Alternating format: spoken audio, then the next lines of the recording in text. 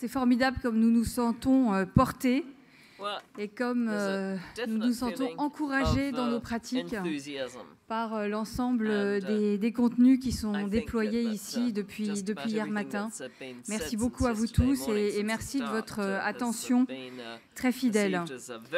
Nous sommes très honorés d'accueillir à nouveau pour cette deuxième journée Madame la ministre d'État pour l'Éducation générale, son Excellence Jamila bin Salem Al-Mouairi. Nous avons aussi le grand plaisir d'accueillir des membres du réseau Early Childhood Education and Care de l'OCDE, du Canada, d'Angleterre, d'Allemagne, d'Israël, du Japon, de la Norvège, du Portugal et de la Slovénie.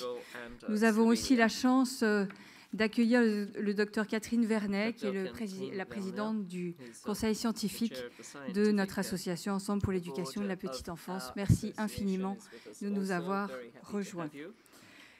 Nous avons exploré depuis hier les ingrédients essentiels engageant une continuité éducative pour permettre au plus tôt que les trajectoires de nos enfants soient le plus inclusives possible et en prévenant les ruptures.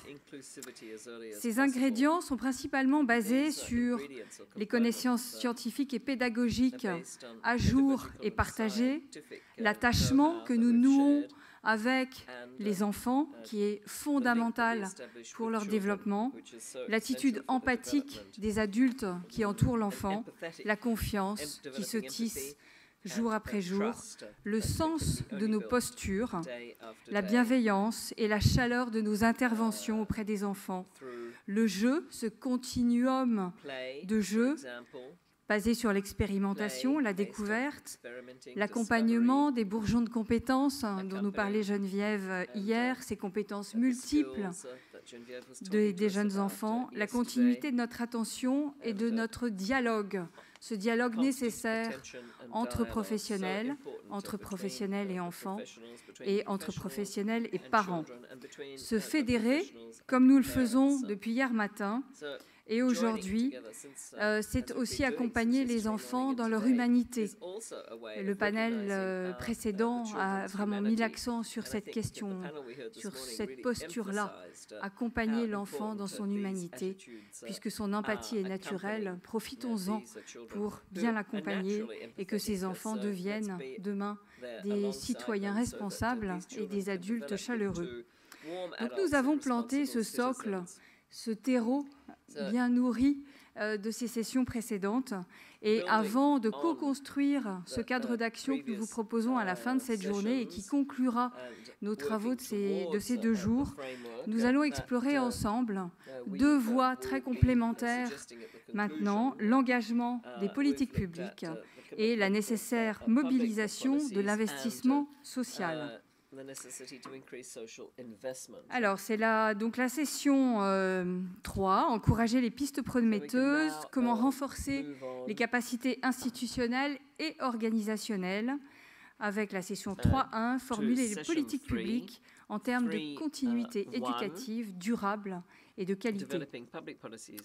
À la lumière donc, des sessions précédentes, nous allons voir où nous en sommes, où nous souhaitons aller, quelles sont les prochaines étapes pour grandir, chacun dans nos missions, quelle feuille de route mettre en place au niveau fédéral, au niveau national, au niveau régional et au niveau local. Je vais présenter le docteur Emily Vargas-Barron.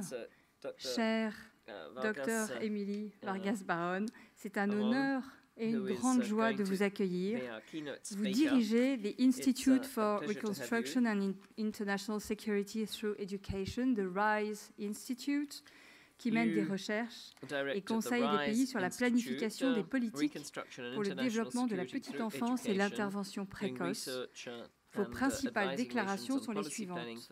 La planification des transitions de la maison à l'école maternelle et maternelle inclusive aide à atteindre l'équité et la qualité. Selon vous, les services d'intervention précoce sont nécessaires pour parvenir à une éducation inclusive. Merci beaucoup.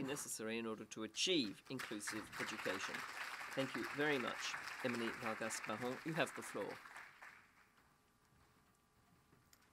Bonjour. C'est un grand honneur d'être avec toutes vous, but I'm going to speak in English, so don't. Those of you who are listening in with the audiphones for French, you will want to put them on now. I have a presentation. I'm going to be going through the various aspects of policy. I'm waiting for it to come up. Perhaps I need to move. Here we go. I'm going to be, let's see if I can get it back.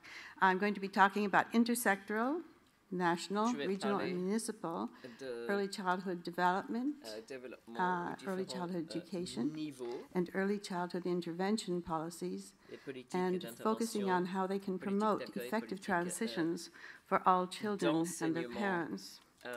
Now, early childhood intervention, I'm going to say right at the beginning, or intervention précoce, is the field of working in education for children who are at risk, who have developmental delays, who have disabilities, or behavioral or mental health needs.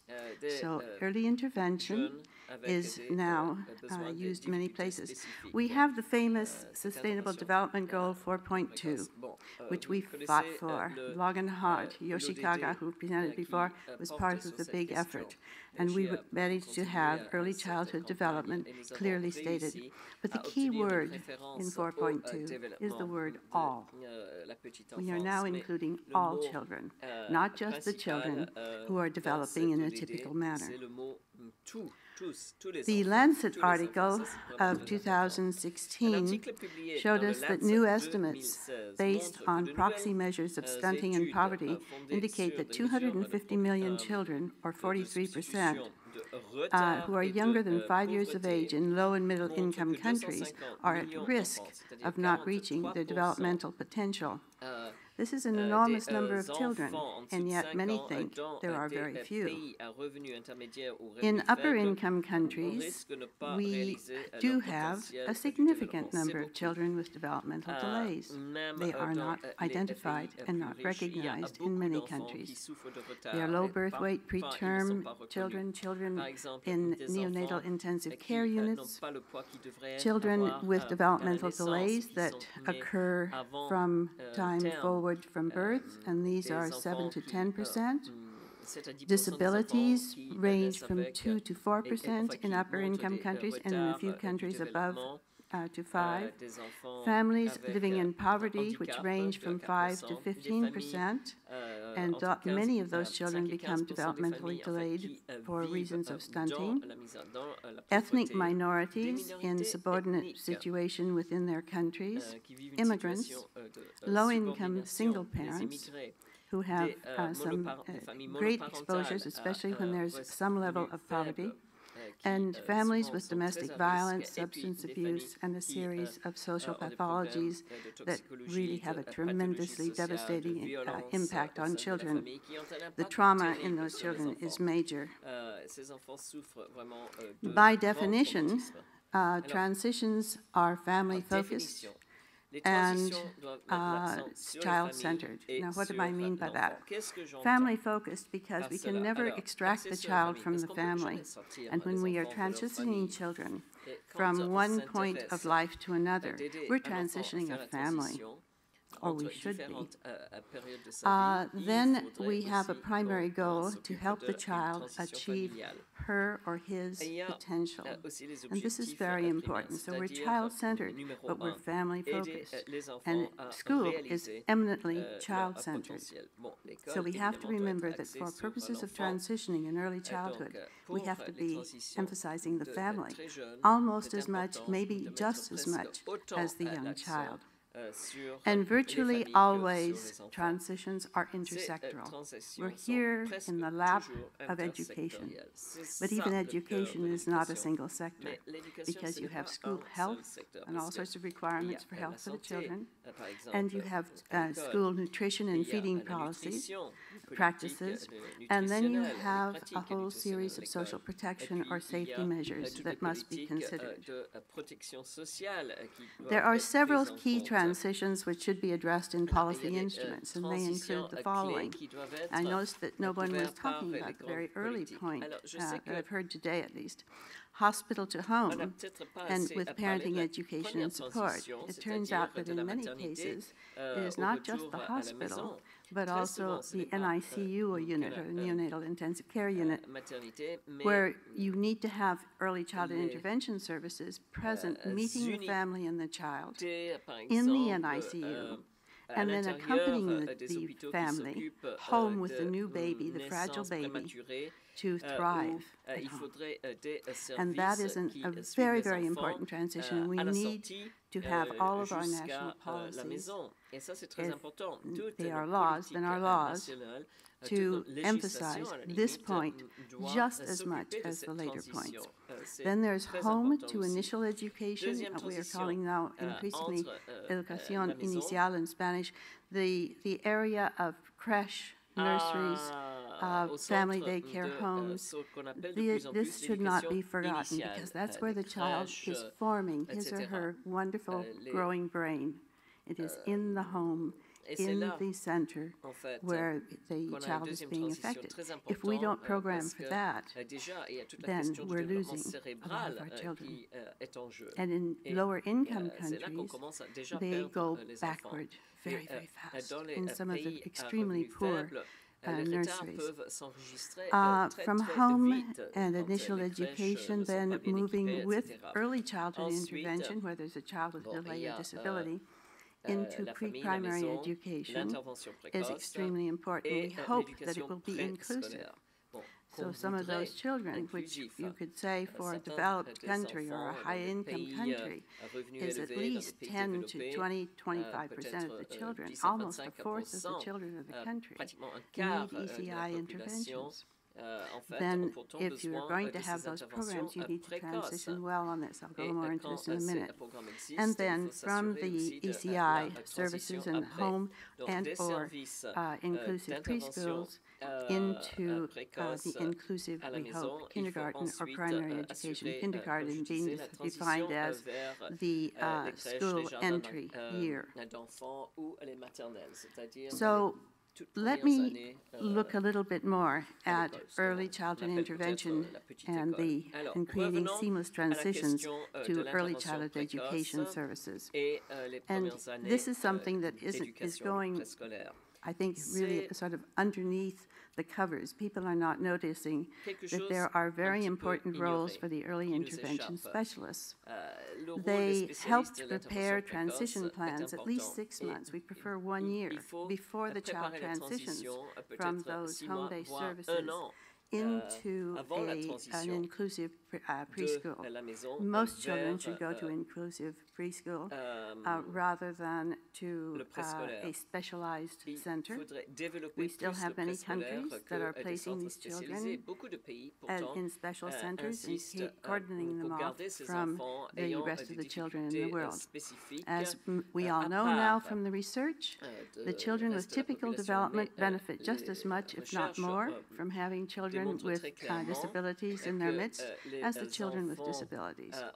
They learn how to communicate in new ways, they learn how to make friendships, they learn how to do peer teaching, and they gain greatly, and they're uplifted through this. I myself had that experience as a child, and it made me the kind of person that I am, because I love to work with children with disabilities, because they were with me all the time in my schools. I was very lucky. It was way ahead of the time for that particular school system. So we have a need to ensure that we have the parents making the decision as to where the child will be going as they leave from the ECI services that are home-based into a center-based setting. We go with the early child intervention specialist, goes with the parents and the child to the new school and meet the teacher's aides, the principals, the nurse, the various types of people that come into contact with. And we help them to present, or we do present, the past situation of the child, how the child has developed, the emerging skills of the child, and the activities to do with the child. When we do that, it reduces the need to have special educators come into the classrooms because we teach the teachers how to work with the children they are receiving, and they feel confident, and the next time they have another, for example, cerebral palsy child, they know how to move ahead with that child. They feel more confident in their work, and the children thrive much better. So we make a great transition between the ECI services and the school. And then we try to make sure that there is follow-up in visits, and we like to go from 2 to 6 months of paid follow-up visits. One of the policy issues has been to get the payment to follow the services for the child, so that we have a good transition. Now, in this one illustration, you see how carefully we illustrate the various steps of transition. This should be true for all the transitions I mentioned before, but this one is not well understood, so that's why I went into it in more detail. We should systematically provide pre- and in-service training to all of the personnel who are working in this area. So you see the long list of people, the managers, the supervisors, the others, because everybody has to understand what the transitions are. And if you do that, that too is a series of points that need to be in your policy documents. Then, making sure that we have monitoring and evaluation systems with monitoring and evaluation manuals, appropriate instruments for assessment, for working with the children and the families, and making sure that everyone in the programs is a part of that effort. So you see how important it is to be able to have a transition that is systematically prepared, as well as simply people meeting people. At this time, we have 76 countries with national early childhood development policies. And one of the things that is quite striking is that in Western Europe, and to some degree in Eastern Europe, we do not have ministerial policies and plans so much for this area. More is legislation. And the problem with legislation is that it is very sectoral: health, nutrition, education, and protection. And you will never get to intersectorality and multisectorality by doing that. You have to bring them together. And that's where the implementation, as France is now considering, of a true national policy for early childhood development will help you to cover your gaps in services and make sure that all children are included in your work. And that goes for several other countries here as well. And I think that it's something that should be reconsidered for the future. It will help our children. It's not because it's a requirement, it's because it's good for the children to have services that cover all of the range of needs that they and their families require. So we have that as a goal. With regard to early childhood intervention, we have at this time 98 nations with early childhood intervention programs. We have about 40 with national systems and with national strategic plans and protocols in place. So there is a great deal going on in this field, you just don't hear about it. Participatory policy planning processes are absolutely essential. In the old days, we used to do central planning. And when I was trained originally at Stanford University, our group was all trained in central planning. We learned the techniques and the econometrics of the work. It was all very specific and very useful, but very useless in the end. The documents were sitting on shelves, yellowed, and I found them with dust on them. I found them in the bottom drawers of the ministers' desks. It was unbelievable. But if we train and develop people in a very participatory way, then they will understand the policies and they will say to themselves, this is my policy, I own it, I am going to implement it. And in the study I did on policy impacts, I found that 4 out of 5 countries had begun to implement their policies before they were officially adopted, because they became aware of how important it was to do that. So intersectoral participation is essential at all levels. La participation intersectorielle est donc importante à tous les niveaux, pas uniquement au niveau central, il faut également se pencher sur les niveaux infranationaux, il faut vraiment aller dans tous les sens, horizontale, approche ascendante et descendante. Il est également important que nous fonctionnons d'une manière fondée sur les faits, les données probantes, mais aussi s'adapter au contexte culturel. Car il faut vraiment que chaque pays s'approprie les différentes pratiques, leurs politiques publiques selon les contextes propres à chaque pays et les besoins sociétaux de chaque pays. Les structures et les processus d'administration publique changent énormément d'un pays à l'autre. Il n'y a pas vraiment un paquet de réformes ou de planification qui peut être mise en œuvre. Il y a différentes approches de planification dans les différents pays pour des raisons historiques ou autres. Alors, je vais vous présenter une feuille de route pour la planification de politiques publiques intersectorielles. Alors, chacune de ces phrases pourrait déboucher sur des heures de discussion, mais bon, je vais le faire rapidement. Tout d'abord, quand on parle de politique publique, tout un chacun doit être impliqué. Pas uniquement parce que vous faites un travail important, c'est aussi parce que vous portez la voix de ces personnes-là. Il faut y avoir une représentation totale des parents, mais aussi des enfants. Car les enfants sont également une source précieuse d'informations et de consultations. Il faut également avoir des représentants de la sphère privée, de la société civile, et différentes entités et organismes. Il faut désigner un ministère de tutelle. C'est d'ailleurs le cas, en tout cas, dans l'ASEAN, notamment, par exemple, de dire que le travail sur les enfants handicapés relèvera du ministère des politiques sociales, par exemple.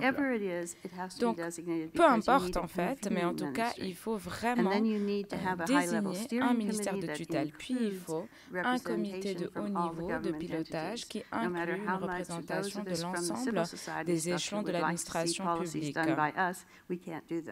En fait, les politiques publiques doivent être adoptées officiellement par le secteur public, même si on aimerait, nous, côté société civile, que ce soit nous qui le fassions. Mais donc, quel que soit l'échelon de l'administration publique, il doit être représenté au niveau du comité. Ensuite, il faut aussi créer un groupe de travail technique. Il s'agit vraiment là des partenaires clés. Et il faut encore une fois inclure la société civile de manière active.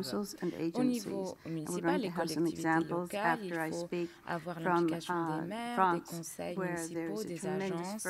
Et là, je vous parle de France, où il y a vraiment une implication incroyable au niveau municipal. La France est en train de faire et de consentir des efforts considérables en la faveur de l'éducation de la petite enfance. Il faut que pour chaque niveau de mise en œuvre et de conception de politique publique, il y ait une analyse de situation. Quels sont les besoins des enfants? Quel est le contexte de l'action publique? Qu'est-ce qu'on peut faire pour mieux harmoniser les outils? Ensuite, quelles sont les ressources institutionnelles, les ressources humaines? Quelles sont les personnes qui peuvent mettre la main à la pâte, qu'il s'agisse du personnel enseignant ou autre? Puis, il y a le domaine de formation. Y a-t-il des formations? Les formations sont-elles systématiques? Sont-elles régulières? Sont-elles continues? S'agit-il de formations pour les candidats à l'enseignement ou s'agit-il de formations continues? Qu'en est-il des grilles salariales? Qu'en est-il des perspectives de carrière et ainsi de suite? Tout ceci a été quelque peu négligé au cours des dernières années, mais enfin, grâce à PISA, grâce à différents groupes de travail, on s'y intéresse et cela devient des domaines de grand intérêt. Puis, il y a bien entendu ce qui est des ressources financières. Et pour ma part, je défends l'analyse des coûts. Il faut bien entendu des données pour savoir comment budgétiser, pouvoir faire des simulations pour savoir ce qui est possible ou non, afin d'allouer les fonds en vue de maximiser les avantages pour les enfants. Après cette analyse de situation ou en parallèle, on peut organiser des ateliers de consultation. Désormais, nous pouvons nous assurer qu'il s'agisse de consultations multisectorielles, des consultations qui doivent être menées au niveau central, mais aussi au niveau régional dans de nombraux pays. Vous le savez, il y a des gouvernements décentralisés, pour ainsi dire, des gouvernements infranationaux, mais on peut également le faire au niveau municipal. Il faut veiller à ce que ces ateliers de consultation soient très hautement représentatifs et très divers. Ensuite, nous pouvons effectuer des entretiens, des interviews de haut niveau, et puis on rassemble tout ça, on peut nouer tous ces brins. C'est ma dernière diapositive, promis. Puis, il y a des instruments de politique publique et des projets d'instruments de politique publique. En général, ça prend 2 ans, 2 ans et demi, avec 3 à 5 moutures. Puis, il y a des examens au niveau régional et municipal. Puis, on prépare ces instruments. Et enfin, on arrive à la phase d'adoption, de lancement et de mise en œuvre de ces politiques en différentes étapes et en différentes phases. On procède pays par pays, on se penche sur les questions de qualité et ensuite on se penche sur la question de l'accès. Nous avons tiré les enseignements en effet des objectifs du développement du millénaire. Donc voilà, c'est ce que j'avais à vous dire. J'espère que cela vous a intéressé. Merci beaucoup. Merci infiniment, Dr. Émilie Vargas-Baron, pour votre expertise internationale qui nous aide à dresser les contours de cette transition du côté des politiques publiques. Merci infiniment. Donc un panel d'experts va se mettre en place. Nous avons la grande chance d'accueillir des élus et experts de renommée internationale qui vont nous éclairer sur la préparation d'actions efficaces à des échelles internationales, régionales, nationales, régionales et locales. Madame la ministre, Madame Ekia Parata, c'est un honneur de vous recevoir et nous vous remercions d'avoir fait tout ce chemin pour partager votre grande expertise. Vous avez été ministre de l'Éducation en Nouvelle-Zélande de 2011 à 2017 et pendant cette période, vous avez introduit une réforme importante et intégrative du système axée sur l'amélioration de la réussite de chaque enfant et adolescent. Une partie essentielle de votre approche educational outcomes for every child, and one of the pillars of the approach was based on a better monitoring of educational pathways for children. Vous avez atteint l'objectif d'augmenter la participation à 98% de tous les nouveaux arrivants à l'école. You have 98% attendance rate now for early childhood care centers and education. You have the floor, Mrs. Ekia Parata. Chère Elisabeth Laitier, votre engagement pour la petite enfance et la famille est connu et très reconnu.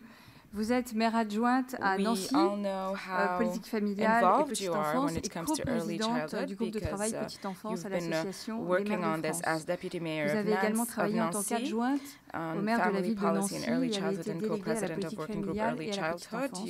Vous présidez un groupe de travail aujourd'hui auprès de Madame la ministre des Solidarités et de la Santé, Madame Agnès Buzyn, avec pour objectif d'introduire plus d'équité dans l'attribution des places en crèche et de faciliter le parcours de l'enfant et de sa famille. Equity in giving places to children within the creches or so-called nurseries. Chère Florence, c'est une joie de vous accueillir. Vous êtes adjointe au maire du Havre, en charge de l'éducation, de la petite enfance et de la famille, ça c'est très inclusif, depuis 2014, et vice-présidente du conseil départemental de la Seine-Maritime, en charge du territoire havrais depuis 2015. Je vous en prie. Maureen Dockendorf, nous sommes très heureux de votre coopération. Vous êtes surintendante de l'alphabétisation et la numération au ministère de l'Éducation de Colombie-Britannique. Et dans le cadre de votre fonction au sein du ministère, vous avez été membre de l'équipe chargée de la refonte du programme d'études et du développement des compétences de la maternelle à la 12e année. Ça aussi, c'est très intégratif. Vous êtes fréquemment consulté pour les politiques, les processus et les pratiques dans le domaine de l'apprentissage.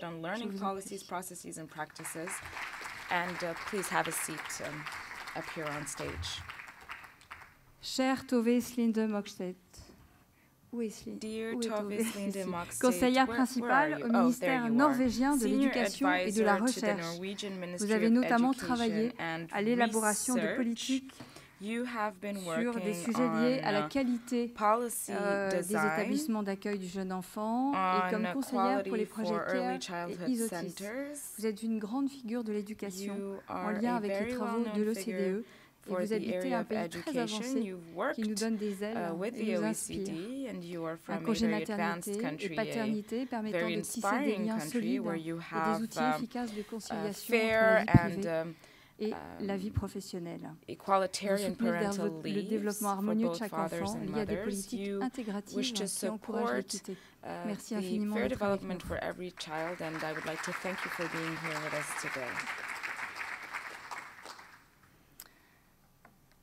Tove, la première question est pour vous. Selon vous, est-ce bien raisonnable d'employer le terme de transition? Et que pensez-vous de l'âge comme un indicateur de développement? What would you say about age as an indicator of development? What do you think of this?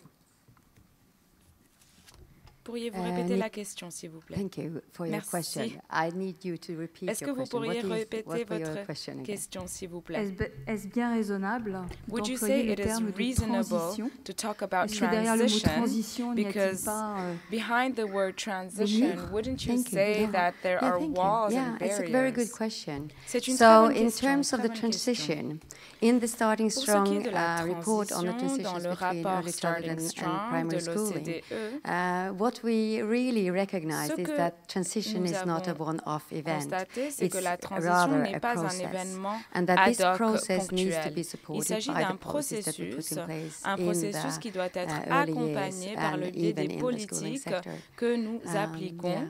Au cours des premières années.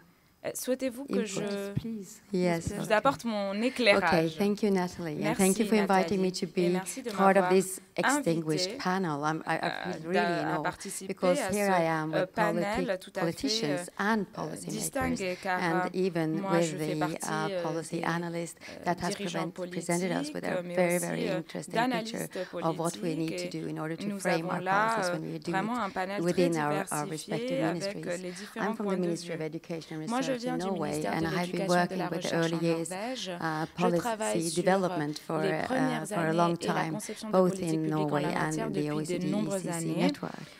So last time when I was here, 2 years ago, you asked me on the factors for successful policy reforms, and I gave you a list.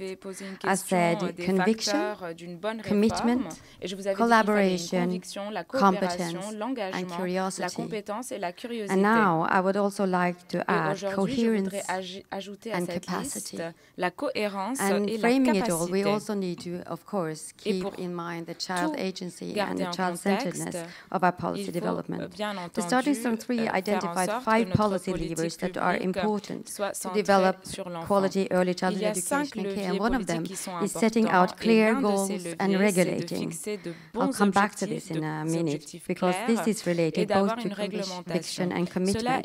But not to lose trail, I will move down the list. The second lever was developing curriculum, pedagogy and standards. And as we heard this morning, and was really, really well presented, I think that this is both about the enacted and the experienced curriculum. The third thing was about improving qualifications, training and workforce conditions. And yesterday's and today's presentations really shows that it's not about the politics as such. It is about the people really developing the practices on the ground that helps us develop the practices we need in order to have good transitions. The fourth lever was pointing to engaging families families and communities. Il a trait à l'implication des familles et des proches, des personnes qui entourent les enfants. Nul besoin de vous convaincre, je pense. Et de toute manière, ce panel va vraiment plaider en la faveur de cet argument. Et cinquièmement, le rassemblement, la collecte de données et la recherche. Et c'est pourquoi j'étais ravie lorsque Sir Kevin Collins a parlé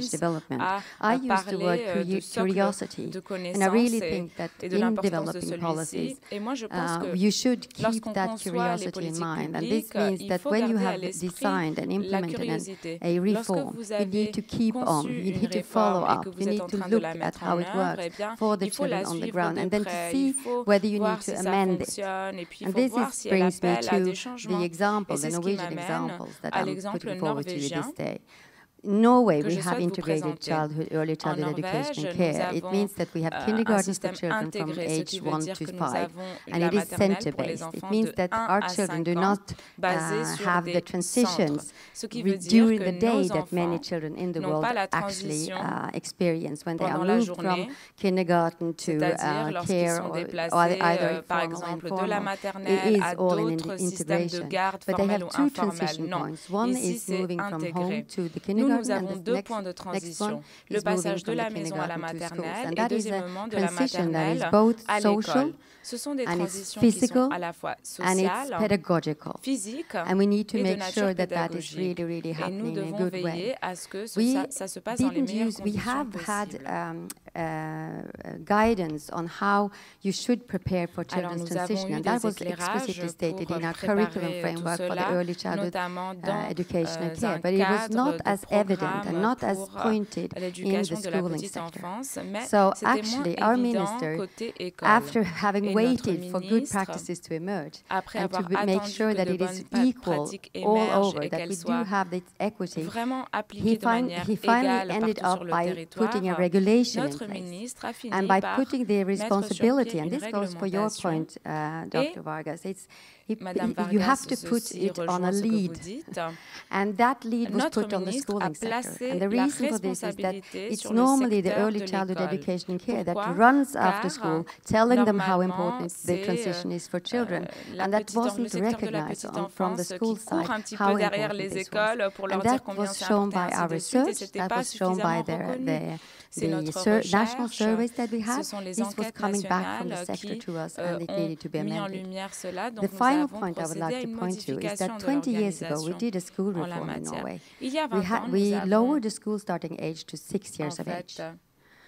Now the parliamentarians and the parents are coming back to the ministry, and they are saying you need to look into the pedagogy that has been developing in our first years in primary schooling. We want to have an updated research looking into what is happening, and the minister and the parliamentary committee for education has agreed that this is going to happen. I couldn't do all the rest of the broad issues that I wanted to talk about, but hopefully we will do it during the debate. Mais j'espère pouvoir contribuer au débat qui va suivre. Merci beaucoup, Tove. Thank you very much, Tove. Merci d'avoir brillamment introduit cette discussion en lien avec le plan d'action que nous avons dessiné lors du précédent congrès international en 2016. Madame la ministre, Madame Minister, Madame Ekiaparata, pourriez-vous nous éclairer, could you, selon vous, tell us en quoi l'apprentissage précoce vient en particulier prévenir les inégalités? How you think or why you think that early childhood education can help us tackle inequality? And what can you tell us about your own experience, your own expertise in the matter? Okay. Tēnā koutou, kia ora tātou katoa. Warm Pacific greetings from my part of the world, Aotearoa, New Zealand. I am the daughter of a woman who was an early adopter and leader of two different types of early childhood learning. First, Play Centre, when it was brought to New Zealand in the early 60s, which was about child centre, play-led, home-based kinds of learning. And then a little later, when concern for our native language being lost, Maori language-driven early learning, family-based system. So I'm the daughter of a woman who led early learning in our country. When I became a mother, I didn't think that the early learning options available to me were good enough quality, so I started my own, and I employed my mother as well as a couple of other aunts, and persuaded a group of friends that we would go into this together. So we ran our early learning centre, Kohangareo, in our native language out of our home for the next few years until we decided that our daughters were ready to go to school. I am the daughter of a mother who didn't think the schooling system was good enough quality, so we started our own school. And again, we did it in our native language. We returned from Wellington, our capital city. My husband and I gave up our jobs. We decided that because we wanted our children to first learn and be educated in our native language, that we would return to our tribal area, and we would give our children the opportunity to grow up in a multi-generational, connected family and community, and speaking our first language, practicing our culture and values, and ensuring that they were getting a world-class education at the same time. And so we did that. Our daughters now are fluent in both English and Maori. I have never feared that they would not speak the dominant language of our country, because it was everywhere and it is all around the world. What I feared was they would not be able to speak their mother language, their heritage language, and all that that meant for their socialization in the world. And so our daughters then had their last 2 years of compulsory secondary school education, one in Brazil and one here in France, and they now speak the languages of those countries. And in doing so, they are tribal young women who are citizens of the world. And when I became the Minister of Education in New Zealand in 2011, I had the same aspirations and the same ambitions for every one of our children in our country. Now, to understand how the particular initiative that I'm going to talk about works, just a quick snapshot of New Zealand. We are a thriving, dynamic country of 4.5 million people. We are the centre of the world in the South Pacific. Our closest neighbour is Australia. We'd like to make them a state of New Zealand. No, that's not true at all. And our nearest neighbour is Antarctica. So to come across the world to this country literally does take about 17 hours flying non-stop to either Dubai or Doha, and from there 8 hours or a hop, skip and a jump here to Paris. And I'm delighted to be here. We have, in that 4.5 million, about 1 million are students either in early learning or in compulsory schooling. We have about 2,500 schools and about 5,000 early learning centres. Our early learning centres are either centre-based teacher-led or home-based parent-led. The principle of choice is alive and well in New Zealand. Not all children are the same. We learned yesterday that they were either dandelions or orchids, but we certainly know that children are different. And the people who know most about who their children are and how they learn are their parents or their grandparents, the family that surrounds them. And so our education system is very diverse and has lots of options. And every one of our schools is managed independently by a board made up of those parents. There is no municipality, there is no infrastructure between the minister and each individual school. And that can make for some really exciting and very demanding experiences. But one of the things that I became obsessed about, which is the topic of this conference, we know from all the research that transitions are the most difficult for our children to make. Yet who is left to make those transitions? Our kids.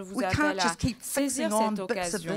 On ne peut pas continuer à faire du bricolage par-ci par-là à ce système qui a été conçu il y a 2 siècles alors que nous sommes dans un monde qui est en évolution constante. Il faut vraiment faire en sorte que le système d'apprentissage s'adapte aux besoins des enfants. Merci beaucoup.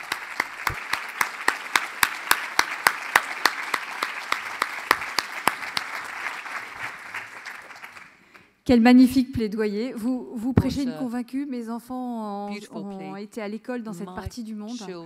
Et ça a été une très, très grande chance pour toute leur vie. Merci infiniment. Maureen de Keldorf, quel défi majeur pensez-vous que nous puissions relever à l'échelle internationale? Et nous sommes très heureux de vous écouter.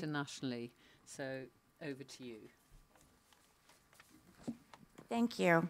First of all, I'm wondering if you would like a job in British Columbia as the Minister of Education. Thank you. Or possibly, please do not tweet that out to my government.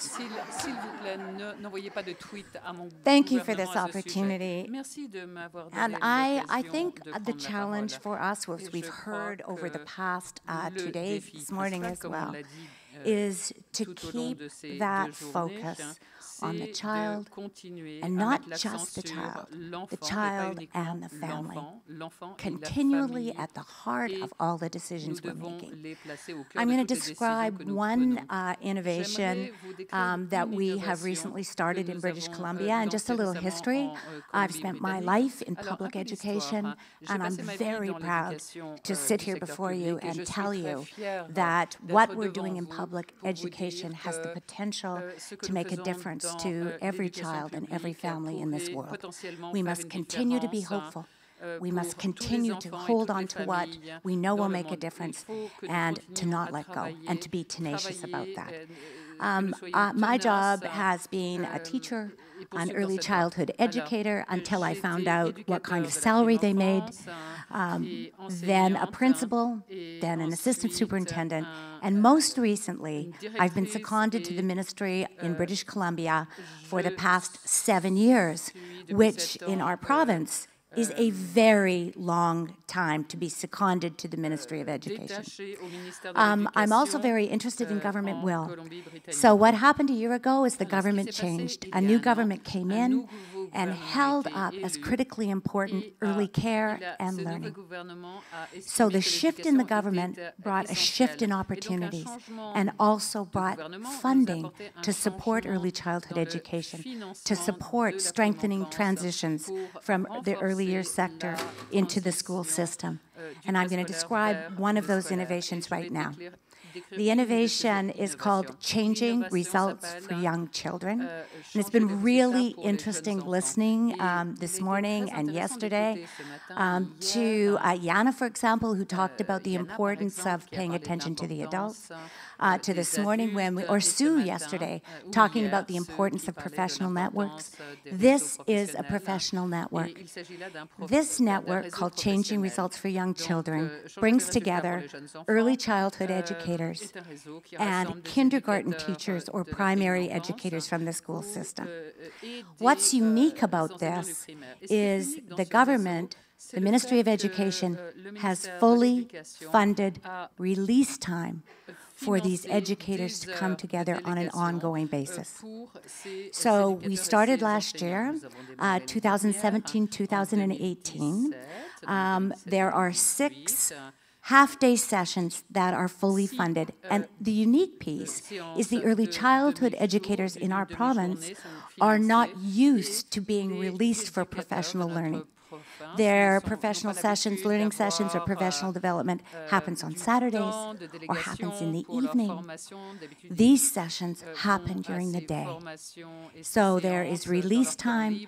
They bring in a substitute. The kindergarten teachers bring in a substitute, and they come together in professional learning with a focus on improving the quality of practices in social and emotional well-being, with the end goal of proving outcomes for our children. So the focus is on social emotional well-being. It's within a framework of collaborative inquiry.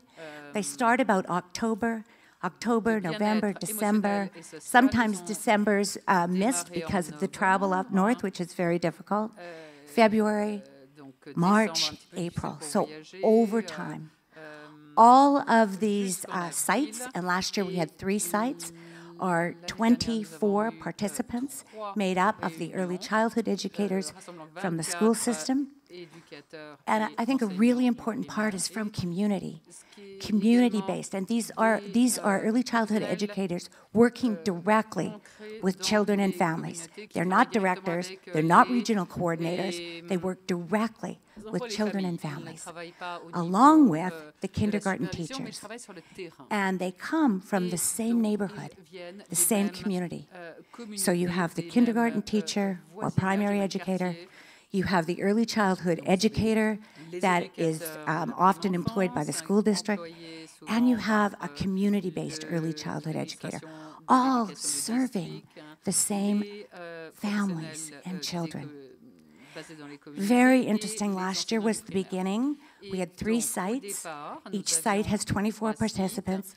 Every site has a facilitator who has expertise in early childhood education, in facilitation, and in collaborative inquiry, because this is all framed through a collaborative inquiry framework. It's by invitation, nothing to be mandated, because actually there's very little gained from mandating anything around professional learning. So this is an invitation. I had the gift of facilitating one of those sites, and I was amazed that some of these educators who worked in the same community, sometimes close proximity to the school, had not had the opportunity to come together, to meet one another. And speaking of relationships, it took probably the first 3 to 4 sessions before in this group there was relational trust that was being built. We've heard trust, we've heard relationships, and this brings this group of educators together really with a focus on bringing continuity of pedagogy to what goes on in the early years, to what goes on in the primary education, and learning from one another.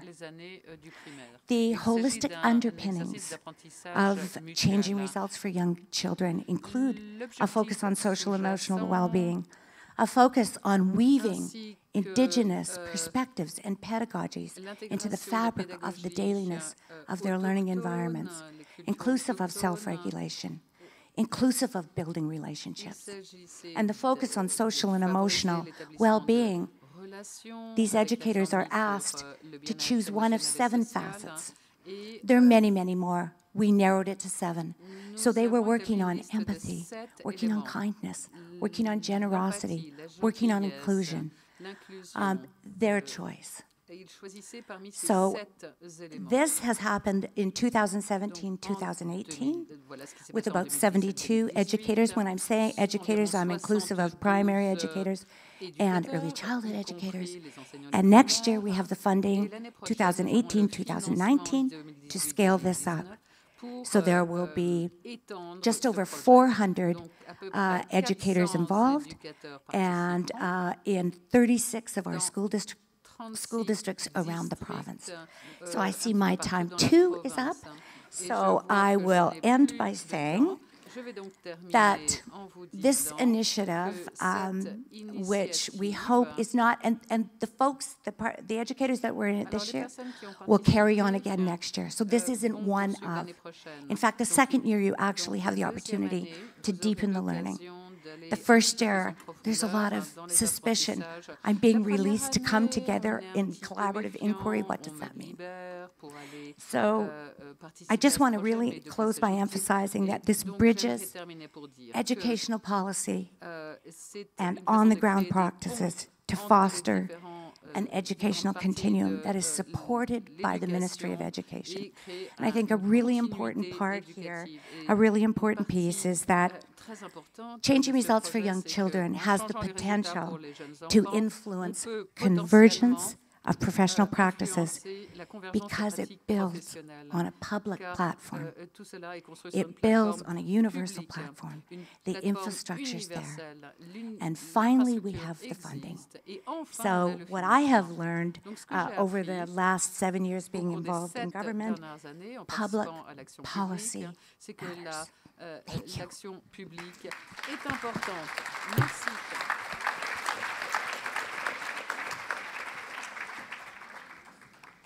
Merci beaucoup, Maureen, pour ce message. de nous encourager à mettre en place et de nous donner cet exemple pour mettre en place des politiques publiques qui nous aident à accompagner les enfants. Exactement comme vous le dites, c'est le fil conducteur du Congrès, avec empathie, centré, des politiques centrées sur les besoins de l'enfant, en réponse à leurs besoins. On espère y arriver dans l'ensemble de nos pays, et particulièrement en France. Et Olivier Noblecourt nous a dit hier que les planètes étaient plutôt alignées en ce moment pour y parvenir, donc on tient bon et espère obtenir de belles nouvelles très bientôt. On passe à la France et je vais demander à Madame Elisabeth Laitier, maire adjointe à Nancy, que j'ai présentée tout à l'heure. Chère Elisabeth, comment pensez-vous que les élus puissent envisager de mener une politique plus intégrative dans une ville comme la vôtre, mais aussi dans les villes que vous accompagnez au sein de la commission Petite Enfance de l'Association des maires de France? Merci beaucoup. Bonjour à toutes et à tous et merci de donner la parole aux élus. J'ai donc 5 minutes exactement pour vous expliquer un petit peu, je vais dire en 2 temps, tout d'abord quel est le rôle des élus et comment en France s'articule une politique petite enfance, et puis ensuite quels sont les désirs profonds et les envies des élus pour progresser et aller dans ce sens. Alors le premier point à retenir et à bien imaginer, c'est que la politique petite enfance est en France une politique qui ne relève ni de l'État, ni des communes. C'est une politique tout à fait facultative dont les communes s'emparent bien évidemment largement, majoritairement parce que c'est essentiel pour elles et les élus que nous sommes, nous en sommes persuadés, mais nous n'avons absolument aucune contrainte pour mener des politiques petite enfance, de même que pour mener des politiques d'accompagnement à la parentalité. Il y a beaucoup des questions des familles chez les précédentes intervenantes que je ne peux que rejoindre. On ne sait jamais un enfant de sa famille. Voilà, l'enfant, il est l'issue, l'origine, l'histoire d'une famille. Voilà, donc en France, ce n'est ni l'État, ni les communes. C'était le premier point sur lequel je voulais insister. Alors, une politique intégrative, c'est vraiment pour nous, élus, la base de notre réflexion. L'idée qui guide nos actions quand nous accueillons des tout-petits ou quand nous réfléchissons à ce que nous pouvons faire est la suivante. Nos structures qui accueillent des petits doivent être le reflet parfait de la ville dans laquelle elles se situent et donc doivent pouvoir afficher une mixité sociale absolument totale si l'on veut former les enfants qui y sont à être les adultes de demain. Ça, c'est vraiment notre credo que d'arriver à atteindre cette mixité sociale. Alors, quels sont les outils que nous possédons? Ils sont déjà un certain nombre, ils sont insuffisants. Bien évidemment, quand on parle de mixité sociale, il y a déjà toute la problématique de la précarité. Donc, le premier outil que nous avons, eh bien, ce sont des outils tout simplement financiers, bien évidemment. Donc, avec des tarifications pour ces établissements d'accueil jeunes enfants correspondant au quotient familial. Ce sont des grandes amplitudes horaires d'ouverture correspondant ou essayant de correspondre, parce que ce n'est pas toujours facile également, aux besoins des familles. Il faut savoir qu'aujourd'hui, les familles ont des besoins extrêmement divers et que quasiment chaque enfant a un besoin différent parce que sa famille a des besoins d'accueil qui est différent. Donc c'est le second point. Le second point également sur lequel nous insistons, et ça a été évoqué par les oratrices précédentes, ce sont les problématiques de formation. Voilà, formation des personnels qui sont effectivement extrêmement importantes. Aujourd'hui, nous avons encore très souvent, pour s'occuper des tout-petits et pour les amener tout doucement vers ce chemin, nous avons des personnels qui ont des formations sanitaires, sociales, parce que c'est l'image qui existait il y a 50 ans. Voilà. Aujourd'hui, ce n'est plus le cas et nos personnels doivent vraiment aussi pouvoir bénéficier de formations, d'écoute, de bienveillance, d'empathie et d'ouverture à tout ce qu'ils peuvent entendre quand ils accueillent des enfants. Alors, pour aller plus loin encore dans cette cette intégration des enfants, donc vous le souleviez tout à l'heure en me présentant. Donc le gouvernement vient de décider d'une mission interministérielle qui est donc copilotée par Agnès Buzyn, ministre des Solidarités, et Marlène Schiappa, qui est ministre de l'égalité homme-femme, qui va avoir pour but de travailler sur l'attribution des places en structure d'accueil petite enfance, de manière, c'était d'ailleurs une des préconisations du groupe pauvreté dans lequel que vous présidiez, Nathalie, donc de manière à élaborer non seulement des critères qui fassent une place tout à fait égale aux différents types de familles accueillies, mais également pour accompagner les familles dans leur recherche et dans leur démarche. Voilà. C'est donc une mission qui vient d'être lancée et sur laquelle nous avons quelques mois pour pouvoir proposer des solutions extrêmement concrètes.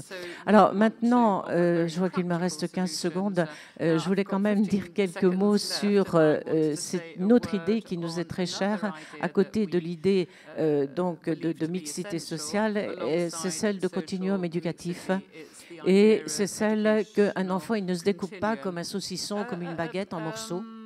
C'est qu'un enfant, on le prend avec sa famille depuis la période prénatale et on va le guider tout doucement jusqu'à ce qu'il devienne indépendant. Voilà. Donc en fait, ce à quoi nous sommes attachés et ce que nous demandons de nos voeux, ce serait la création d'un grand ministère, alors qu'on pourrait appeler ministère de la famille, ministère de l'enfance, ministère, ça je ne sais pas, peu importe le nom, mais qui permettrait justement de couvrir de la périnatalité à la petite enfance et à l'entrée à l'école, à l'éducation. Parce qu'aujourd'hui, la périnatalité, ce sont les départements. Globalement, je schématise, ce sont les protections maternelles et infantiles. Après, la toute petite enfance, les 0-3 ans, les communes arrivent, si elles le veulent. Si elles le veulent, les communes arrivent. Bien. Ensuite, à 3 ans, l'éducation nationale arrive. Et très souvent encore, je le reconnais, très souvent encore, en France, dans notre pays, les passerelles entre ces différents âges, entre guillemets, n'existent pas. Alors, quand elles existent, c'est magique et ça fonctionne très bien. Ça fonctionne très bien.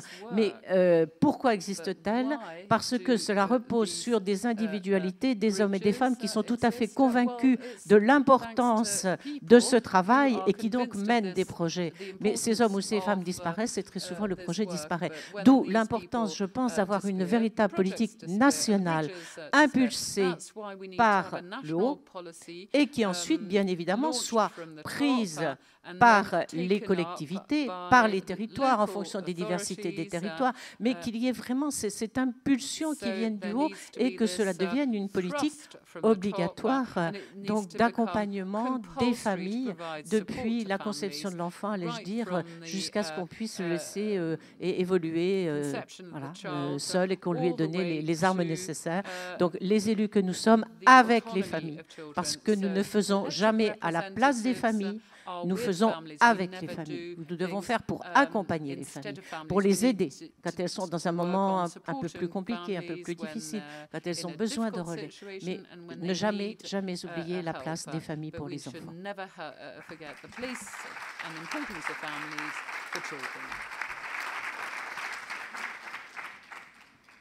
Merci beaucoup, Elisabeth, pour ce plaidoyer. La France est le pays du millefeuille, vous le savez. On a entassé les politiques qui sont très liées à des personnalités. Et aujourd'hui, on essaye de mettre en place, avec la délégation interministérielle en particulier, une politique plus visible, moins cloisonnée en tout cas, et plus accessible, parce que nous-mêmes, on ne comprend pas grand-chose. Voilà, donc que ce soit le plus accessible possible et puis bottom-up, top-down, on ne fera rien sans le terrain et le terrain ne fera rien sans l'impulsion des politiques. Je vais laisser la parole à Florence Thibaud-Doreno, qui est maire adjoint que j'ai présenté tout à l'heure dans une ville qui est Le Havre, qui est la ville de notre Premier ministre. Voilà, vous avez été face à de nombreux challenges. Et comment avez-vous mobilisé vos équipes? Comment avez-vous mis en place des ingrédients d'un continuum éducatif dans une ville comme la vôtre? Merci Florence. Merci beaucoup, bonjour à vous tous. Alors, je suis contente et je vous remercie de participer à cette table ronde passionnée, on peut dire, parce que, ensuite des différents échanges. Donc, moi, je porte la continuité éducative, puisque je suis adjoint au maire en charge de la petite enfance, l'éducation et la famille. Donc, j'ai les trois dans ma délégation et c'est vrai que je me rends compte que les passerelles, elles sont aussi parfois avec les élus, parce que parfois, on a besoin d'un peu de continuité aussi entre nous. Alors évidemment, on s'efforce tous les jours avec les équipes d'avoir un continuum éducatif de qualité et durable, puisque, comme l'a rappelé ma collègue, c'est vrai qu'on fait face à des bonnes volontés. Souvent, c'est effectivement des bonnes volontés des uns et des autres, et comment on motive les équipes à continuer, parce que ça donne effectivement des bons résultats. Donc la ville du Havre est très attentive aux conditions de vie et la nécessité de créer une meilleure cohésion sociale dans une époque qui est marquée par des fragilités. Notre projet social, qui est d'ailleurs en cours de réactualisation, a en particulier comme enjeu de s'aider à grandir, à s'épanouir, s'entraider. Donc après un diagnostic que nous avons fait auprès des habitants, des professionnels, des associations, des parents, on a priorisé certaines actions, dont deux axes que je vais vous soumettre tout de suite, qui me semblent indispensables, qui sont encourager les parents dans leur rôle éducatif et puis partager une ambition scolaire. Encourager les parents, alors évidemment, même si beaucoup de choses ont été dites et certaines choses vont être répétitives, mais c'est avant tout les considérer comme les premiers éducateurs de leurs enfants, les accompagner, les soutenir, les écouter pour favoriser l'épanouissement de l'enfant et les aider à construire une relation de qualité. Vous disiez, Nathalie, quand vous étiez venue au Havre, mais effectivement, on l'a entendu hier, sur le développement du cerveau de l'enfant, tant sur le plan des compétences sociales qu'affectives, démontrant qu'une relation bienveillante, empathique est primordiale au développement de l'enfant. La nécessité de favoriser avec les parents une relation de qualité. La famille, hier j'ai entendu, ce n'est pas le problème, c'est le début de la solution. On est dans une société de plus en plus à juger, à faire culpabiliser. Je pense qu'il faut qu'on arrête avec ça. Il faut prendre les parents tels qu'ils sont, au moment où ils sont, et les aider à se construire avec leurs enfants, parce qu'on y sera tous gagnants. Au Havre, on a mené des initiatives, mais pour croiser d'autres collègues de d'autres villes avec France Urbaine, je sais qu'on est nombreux à partager et à échanger. On a des lieux d'accueil écoute parents, des centres sociaux, des carrefours des parents, un printemps des familles, des groupes de parole, de la guidance individuelle, permettant le soutien et l'orientation, ce qui nous permet effectivement de répondre aux thématiques qui sont demandées par les parents eux-mêmes sur des choses sur lesquelles ils sont en difficulté, avec des groupes de parole où la parole est libre. Alors évidemment adapté à leurs besoins, ça peut être les peurs, ça peut être les pleurs, le sommeil, la diversité alimentaire. La guidance individuelle, c'est évidemment un soutien à la parole, mais aussi des questionnements pour des parents en difficulté, mais aussi l'échange entre des parents qui peuvent se rendre compte que les difficultés sont partagées et qu'elles ne sont pas inaccessibles, de pouvoir trouver des solutions. Ça permet aussi de se rassurer, d'échanger sur des postures qu'ils peuvent avoir, sur leurs choix éducatifs guidés par des professionnels. Leur permettre de valoriser leurs compétences, parce que chaque parent a évidemment des compétences. Il faut aussi faciliter la vie des familles, puisque les familles ont besoin et surtout les familles en grande fragilité, ont besoin qu'on leur apporte des solutions. Et donc, on a déterminé, nous, dans notre place en crèche, des publics prioritaires avec un système de scoring pour leur permettre de leur offrir un service de qualité. On a aussi des places sociales et aussi on a ouvert il y a peu une application avec des places d'urgence pour des parents pour qu'ils puissent avoir en temps réel les disponibilités pour répondre aux situations les plus problématiques.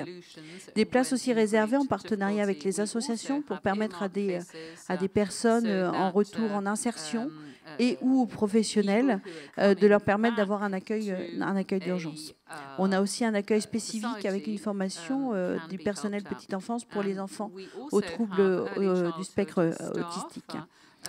Ensuite, le deuxième axe, qui est l'ambition scolaire et la dimension partagée, c'est créer un environnement éducatif qui est favorable aux apprentissages, favoriser l'égalité des chances, et nous sommes sur un territoire où nous avons un public très divers. Le dispositif Parler Bambin, dont on parlait hier, qui est accompagner l'enfant dans son développement, l'engager pour lui permettre d'aborder sereinement l'école, leur permettre d'avoir une confiance en eux, de l'expression des émotions.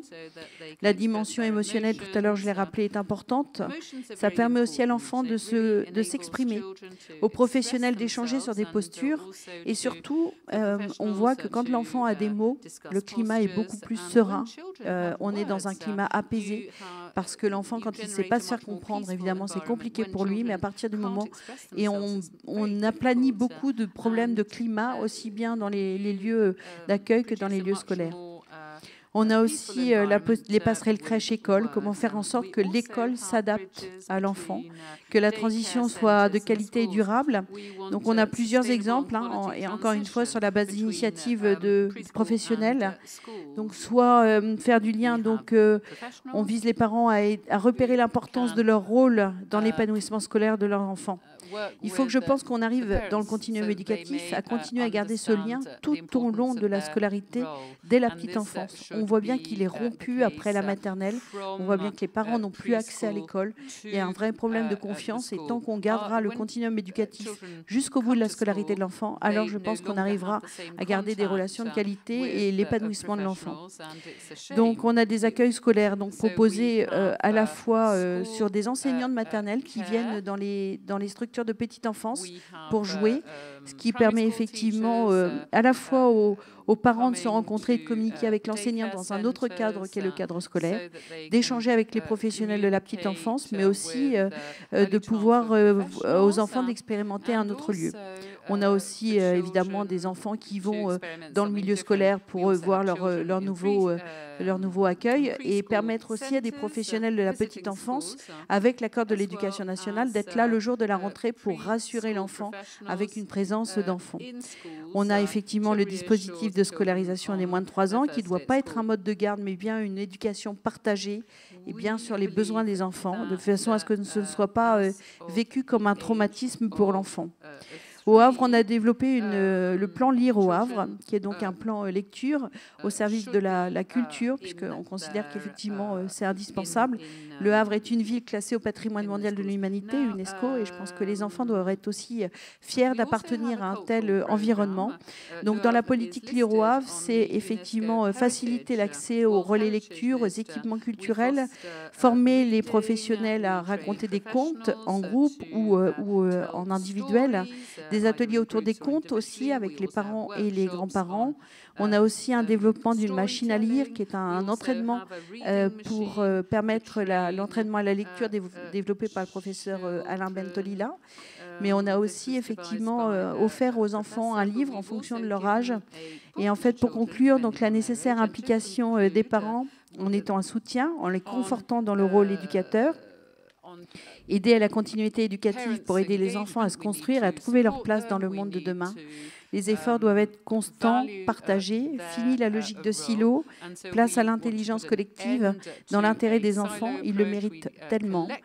Et parce que j'ai toujours l'habitude de finir mes phrases quand je fais un discours devant les enfants, juste « be happy, be curious ».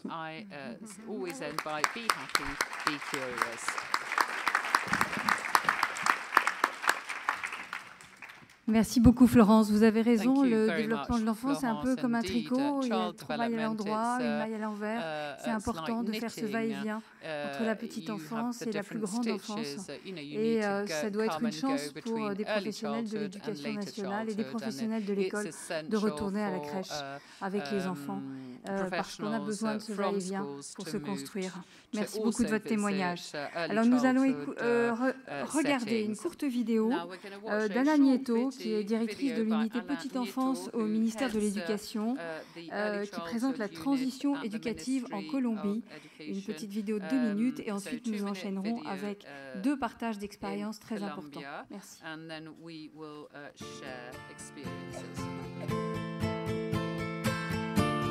Colombia has made a big commitment for comprehensive development. We have a national policy that's called De Cero a Siempre for children from 0 to 6. Right now we provide services through the National Institute of Family Welfare, known as ICBF, and through the educational sector.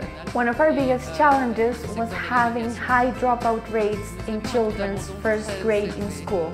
And this posed the challenge of unifying our pedagogical guidelines for ECE and the first grade in school, how teachers approach pedagogy, and also working with different institutions. We have thus been working on 3 different levels.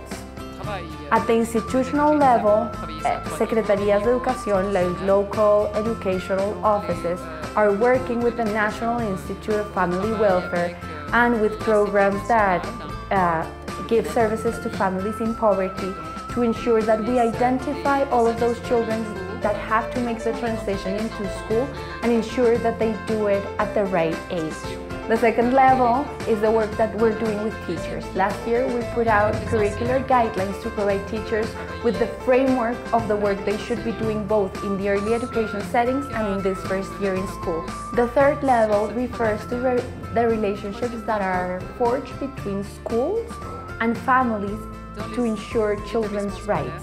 We have created a program that's called Preescolar Integral, in which the directors of the school, the teachers, and other professionals understand that they have a responsibility with children in early childhood, and they begin to change the relationship that they have with the parents and start bringing families into the institution and also having different relationships, for example, with the health sector. We will be happy to answer any questions that you may have, and I'm putting my email contact in this video, so don't hesitate to reach out to us. Merci beaucoup. Anna Nieto nous dit il existe des guides. Ces guides peuvent être élaborés au niveau local ou éventuellement national. Ça ne remplacera jamais l'initiative individuelle ou l'initiative très locale qui est co-construite entre les décideurs et les professionnels de l'enfance. Je vais laisser la parole à Claire Audan. Chère Claire, vous êtes conseillère déléguée à la petite enfance et à la famille à la ville d'Arras. Et dans cette ville, dont Frédéric Le Turc, le maire et coprésident de la commission Éradiquer la pauvreté des enfants, avec moi à la délégation interministérielle, dans la ville d'Arras, vous partez des besoins pour mieux répondre aux attentes. Et c'est un peu ce qu'on pourrait reprocher à beaucoup de politiques, de prendre des décisions sans répondre aux besoins réels. Alors, est-ce que vous pouvez nous en dire un petit mot? Merci Claire. Oui, merci Nathalie. Merci tout d'abord de votre invitation à croiser les perspectives et à vous faire part de l'expérience de la ville d'Arras. À la ville d'Arras, votre question trouve sa réponse pleine et entière dans le dispositif dénommé ABS. Donc, j'introduirai mes propos par quelques éléments de compréhension de ce qu'est l'ABS, l'analyse des besoins sociaux. L'ABS est une analyse du territoire enrichie de l'expertise d'usage apportée par les habitants eux-mêmes. Afin de se saisir des problématiques sociales du territoire, nous nous sommes engagés dès 2011 dans cette démarche innovante. Ce diagnostic de territoire, nous l'avons partagé avec nos partenaires, pas qu'institutionnels, mais aussi et surtout avec nos premiers partenaires dans l'action municipale, les habitants. Car c'est bien eux qui fondent notre action municipale. Nous leur avons largement ouvert la discussion. Nous avons ainsi présenté ce diagnostic dans différentes réunions de quartier. Et les habitants se sont retrouvés dans ce diagnostic. Ils nous ont même aidé à comprendre certaines données sociales qui étaient parfois dures à entendre. Et c'est à la lumière de leur réflexion, avec eux, que nous avons construit notre PDS, Projet de développement solidaire.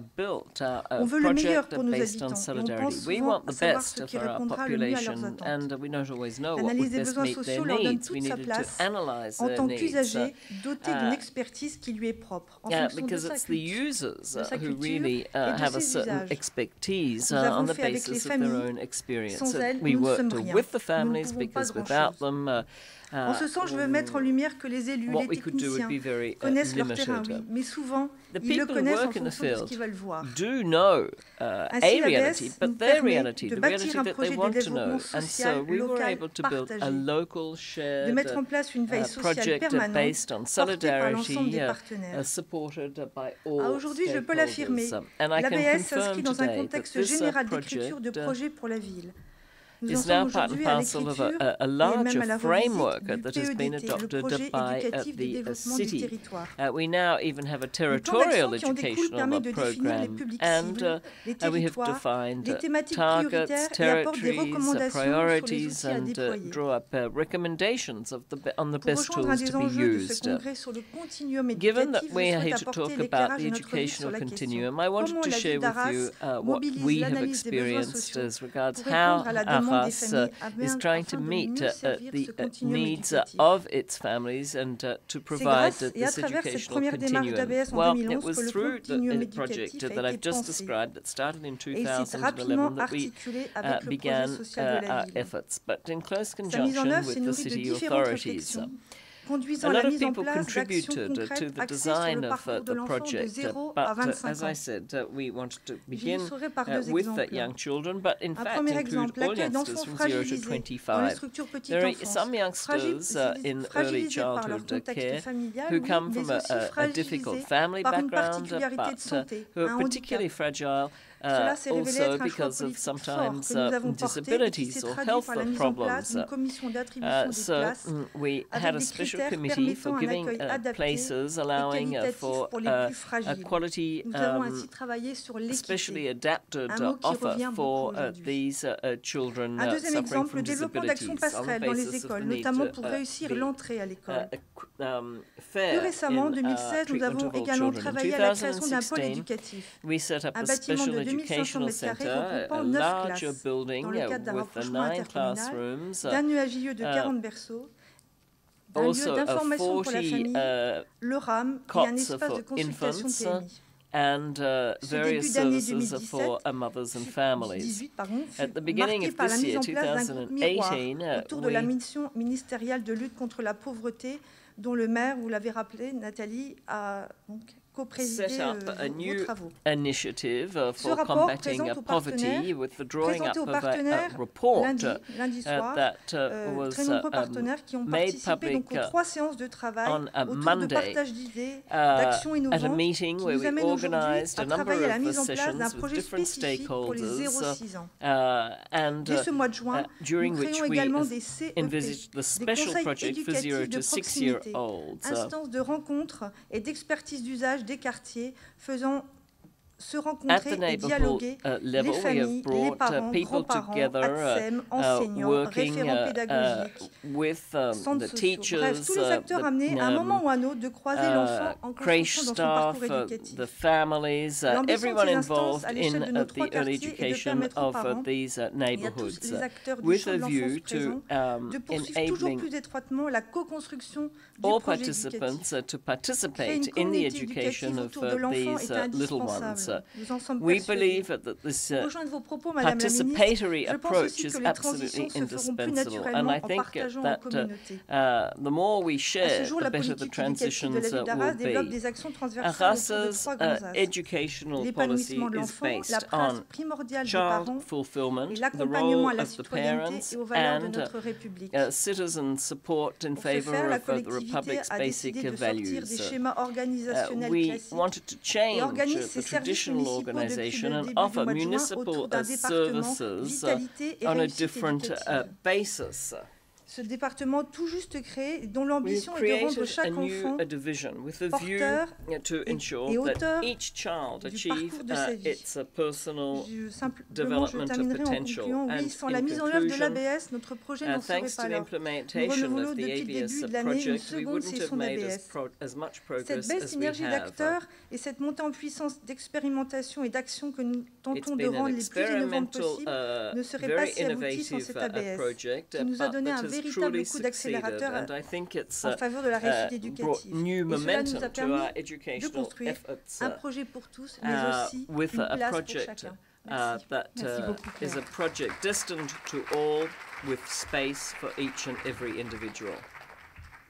Voilà, nous allons essayer de respecter les 2 minutes d'intervention de Mme Myriam Sagrafena, qui est conseillère déléguée à la petite enfance de la ville de Metz et qui nous fait part de ces initiatives innovantes juste avant de clore la session. Merci infiniment. Merci Nathalie, merci de m'avoir invité et de me permettre de vous présenter le projet, un projet très concret de la ville de Metz, et ceci en 2 minutes. Alors ça va être une mesure difficile à tenir, mais je vais essayer de 2 minutes et demie.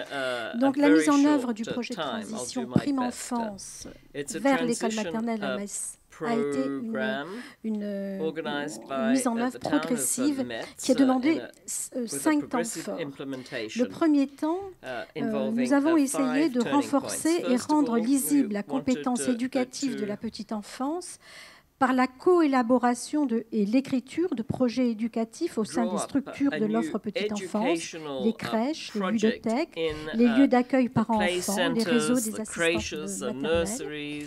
Ainsi ont été élaborés un projet langage, un langage gestuel avant la parole, le parler bambin quand la parole s'élabore, et le livret langage créé par les orthophonistes qui décrit de façon éclairée les stades et les évaluations à prendre en compte pour prévenir très en amont les difficultés langagières. Nous avons aussi élaboré un projet musique et un projet motricité. Ces domaines d'apprentissage et d'éveil de la petite enfance se développent à travers des ateliers éveille-toi, et peuvent s'inscrire dans une progressivité à construire vers l'école et avec l'école. L'espace petite enfance, les espaces associatifs peuvent se rencontrer à partir de cette dimension éducative autour du langage, de la musique, de la motricité. Et c'est notre première continuité par les programmes, par les contenus, par les pédagogies spécifiques de chaque espace que nous avons commencé une première transition. Le deuxième temps a été d'enrichir le référentiel de compétences des professionnels de la petite enfance par la compétence éducative vers le projet transition vers l'école. Nous avons ainsi identifié une professionnelle, de préférence une éducatrice de jeunes enfants, référente du projet dans chaque établissement de crèche, de RAM, de ludothèque, dont la mission est de coordonner les projets éducatifs au sein de leur structure et de tisser des liens de confiance avec les écoles maternelles du secteur et les associations. Nous avons aussi créé un poste de chargé de mission transition vers l'école et continuité éducative. Une professionnelle du champ social connaissant bien les structures petite enfance, le tissu associatif et l'école maternelle a été recrutée pour des missions qui sont les suivantes. Au sein même des crèches, des réseaux d'assistantes maternelles, des ludothèques, elle supervise et coordonne les projets éducatifs. À l'extérieur de ces espaces, elle tisse des liens dans l'école et en dehors de l'école. À l'école, elle est chargée de recueillir les attentes des équipes éducatives, de co-construire sa place d'éducatrice et celle des parents, des associations pour accompagner les projets d'école et surtout accompagner les parents vers l'école. Et en dehors de l'école, elle tisse des liens et met en relation avec l'école les différents partenaires institutionnels, les universités, l'éducation nationale et tous les contrats locaux de santé, les programmes de réussite éducative. Et bien sûr, elle travaille beaucoup avec les animateurs des associations de quartier, c'est-à-dire les animateurs d'associations d'alphabétisation, les animateurs des familles d'origine étrangère. Le troisième temps a été celui d'élargir l'offre d'accueil de la petite enfance existante vers une nouvelle offre, la préparation à l'entrée à l'école maternelle, et cela permet d'inscrire pendant les vacances scolaires les enfants accueillis en accueil individuel pour leur apprendre effectivement à s'inscrire dans un temps collectif, préparer la séparation et aller vers plus d'autonomie, et enfin participer aux ateliers éveille-toi. Le quatrième temps, et c'est celui que nous avons réussi à élaborer, c'est co-construire une formation commune avec tous les partenaires, enseignants, ACSEM, EJE, animateurs d'associations, partenaires des projets de réussite éducative, les contrats locaux de santé, les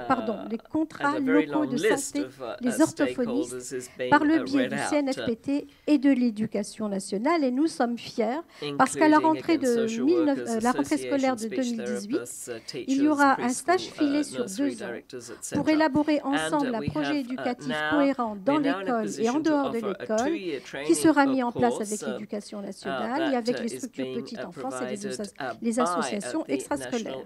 Et enfin, nous espérons pouvoir inscrire ce projet de transition vers une recherche universitaire. Je cherche bien sûr des sponsors quand on sait combien c'est difficile. Voilà, j'espère avoir tenu le... And in the very limited time I had, I hope I've managed to give you a Bravo, maximum que de amount belles of initiatives concrètes que nous allons pouvoir retenir en cette fin de session. Je vous souhaite un très bon déjeuner et nous nous retrouvons dans un temps assez court. C'est le timekeeper qui arrive vers moi. Vous voyez comme quoi mon métier est difficile. J'ai 2 bonnes nouvelles. La première, c'est qu'on va maintenir les 45 minutes pour la pause déjeuner. La deuxième bonne nouvelle, c'est que le temps est avec nous. Donc on va modifier un tout petit peu les lieux du déjeuner. Nous utiliserons donc les 2 salons dans lesquels nous étions hier, plus la terrasse extérieure où nous avons installé des manches de peau. Par contre, la contrepartie, c'est que nous devons impérativement libérer l'espace qui est devant les drapeaux, puisqu'il y a un comité exécutif de l'OCDE. Donc si on peut être plutôt orienté vers les 2 salons et la terrasse, et ne pas utiliser cet espace devant les drapeaux. I don't know if that has been translated for those. It has been. Thank you, Vivian. Great, thank you. We'll be back in 45 minutes. We need, I would say, 2:15 as a max, if you can do it. Thank you. 2:15 at the latest. Thank you.